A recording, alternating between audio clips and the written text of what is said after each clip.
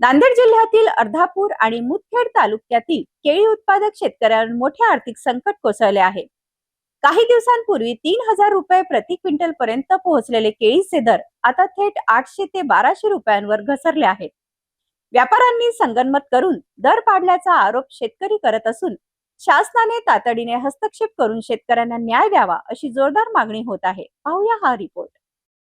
नांदेड जिल्ह्यातील अर्धापूर आणि मुदखेड तालुका हा केळी उत्पादनासाठी ओळखला जातो। यंदा जून महिन्यात केळीला तब्बल 3,000 रुपये प्रति क्विंटल पर्यंत दर मिळाल्याने शेतकऱ्यांमध्ये समाधानाचे वातावरण होते। मात्र अवघ्या काही दिवसातच परिस्थिती पूर्णपणे बदलली। सध्या व्यापारी केळीची खरेदी केवळ 800 ते 1200 रुपये प्रति क्विंटल दरात करत असल्याने शेतकऱ्यांचा लागवड खर्चही निघत नसल्याची स्थिती निर्माण झाली आहे। बाजारात नवीन फळाची मोठी आवक नाही, केळीवर कोणताही मोठा रोगही नाही, तरीही एवढी मोठी दरघट का झाली असा प्रश्न शेतकरी उपस्थित करत आहेत। व्यापाऱ्यांनी संगमत करून केळीचे भाव पडल्याची चर्चा शेतकरी वर्गात सुरू असून या संपूर्ण व्यवहाराची चौकशी करण्याची मागणी जोर धरू लागली आहे। केळी खरेदी करणाऱ्या व्यापाऱ्यांवर शासनाने समितीमार्फत नियंत्रण ठेवावे, शेतकऱ्यांची आर्थिक लूट थांबावी आणि योग्य दर मिळवून द्यावा अशी मागणी आता केळी उत्पादक शेतकरी करत आहेत। आज माझ्या शेतामध्ये केळीची 2,000 बाग आहे। जूनच्या पहिल्या आठवड्यामध्ये भाव व्यवस्थित होते, जवळपास सरासरी 3,000 पर्यंत होते।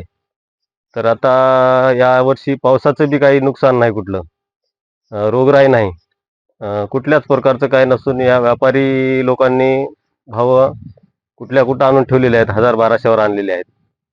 तर आज कुठंतरी हे थांबायला पाहिजे। योग्य जे भाव आम्हाला भेटायला पाहिजे, सरासरी 3,000 रुपये तरी भेटायला पाहिजे। व्यापाऱ्यांनी पूर्ण एकता करून भाव कमी केलेले आहेत।